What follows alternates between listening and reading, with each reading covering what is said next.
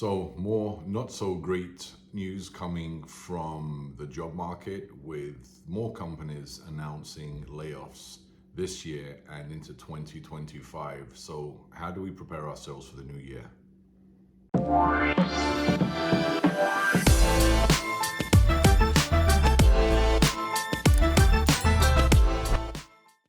Document management leader Dropbox just announced that they are laying off 500 employees over the next month or so. Many have already received their notification letters and have hit the job market looking for new work.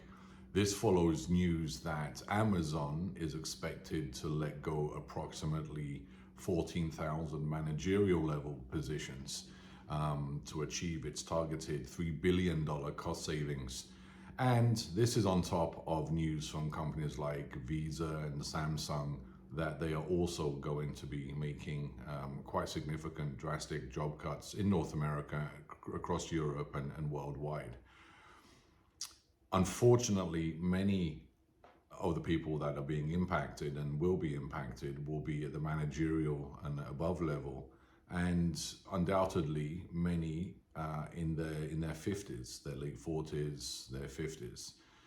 Perhaps one of the worst times to be facing job loss. It's estimated that half of workers aged 50 and above will at some point face layoff and be forced into the job market to find other employment. This is the time of life when many people are still caring for children at home. They might have kids off at university. They're caring for aging parents. But interestingly, it's the time where many are thinking about starting saving for retirement, increasing their pension contributions. It's the time when they're looking at the numbers and looking at official retirement just being a few short years away. So adding job loss to that, to the added responsibilities of caring for different generations, not having savings or a retirement plan, it's a nasty position to find oneself in. Obviously, people will start looking for new work, but the last numbers I saw state or suggest that only 10% of people laid off in their 50s, only 10% will find another position at the same salary level that they had before. Generally, a job seeker in their 50s who has been laid off generally finds another position paying only 40 to 50% of the salary they had before, leaving a massive shortfall. And again, at a time when there's increased financial responsibilities, mortgages still may not be paid off, cars may not be paid off, they're caring for children, they're supporting parents, and trying to do that at only 40% of what they existed on before. I used to work a lot in recruiting with people who had suffered layoffs. I remember one case, and I think I've discussed it in a previous video, where a massive company shut down operations in Canada. In the town in which I lived, there was one of their production plants. And I think, if I can remember rightly, about 800 people lost their jobs. And these were very high-paying union jobs, where many people had them since the day they'd finished school. And all of a sudden, they were thrown into the job market. Many really with a lack of transferable skills, but if their skills were transferable, they were transferable within the more industrial sector at a time when a lot of similar companies were also closing down. So it was an incredibly challenging period for a lot of these guys. Many vocalized explicitly that they could not exist or could not live on the salaries that they were seeing companies offering for other jobs, somewhat similar, but for other jobs, and they just couldn't do it. And what ensued was a massive round of people selling their homes, many having to relocate. It was a tough time. So what does one do in a time like this? I think the best thing, and this somewhat follows my recent video, I think one of the best things to really look at doing, hopefully before anyone's received notice about being laid off, one of the best things to do would be to really look at the numbers now. Look at where your money is going. Look at what you can do to increase your income. I don't want to start talking about, all of these side gigs and side hustles. In the meantime, look at where you can sharpen a pencil. So recently I went through an exercise where, and caused by traveling overseas, and looking at what the cost of living was in another country where I stayed for a while visiting my parents.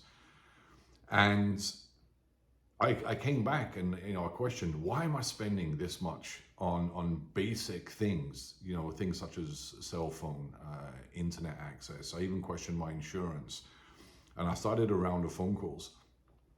I changed a couple of providers. I discovered my insurance company had made a pretty significant error in my multi-line policies.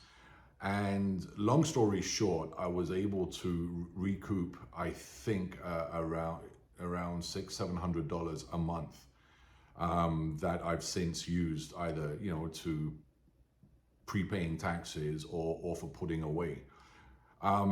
Look at where your numbers are right now. Is there any room to make savings to have that 2, 3, 4 months of savings should anything happen? Watch my earlier video too, where I talk about preparing your resume, preparing your LinkedIn. Is there an opportunity at this point to start working a second job? Now, again, I said I wasn't going to talk about side gigs, side hustles too much, but is there an opportunity to start, in addition to sharpening the pencil, making some savings? Is there an opportunity to look at some part-time work, to maybe doing something at home?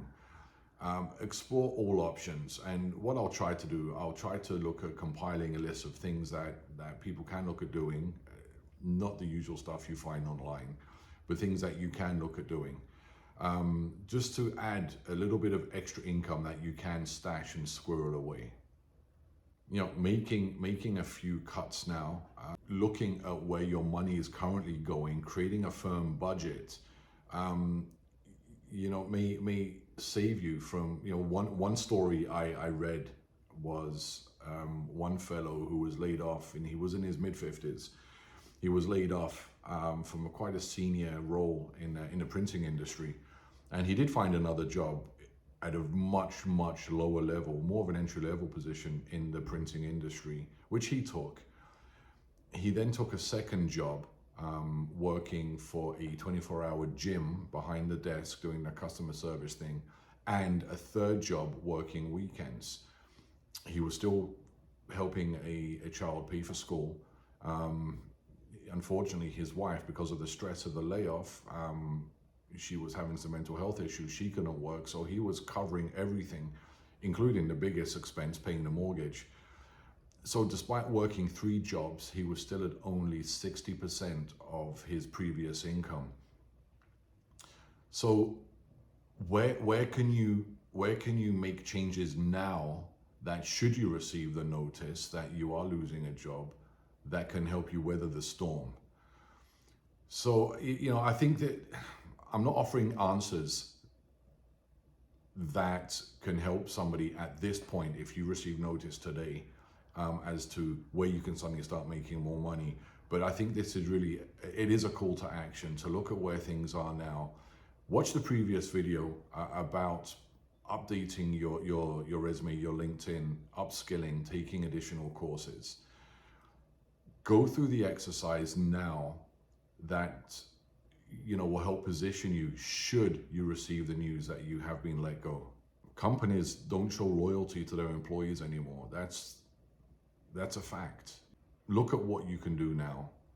Think of yourself first before the company. It's great to show loyalty.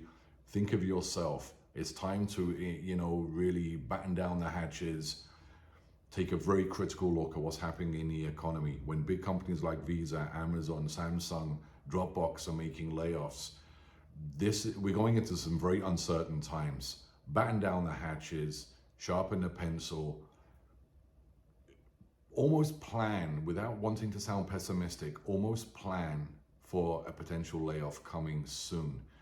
Be better prepared for 2025. All right, guys, thanks for watching. And as usual, I would truly appreciate following this channel, hitting the notification so that you do receive updates when I'm posting a new video.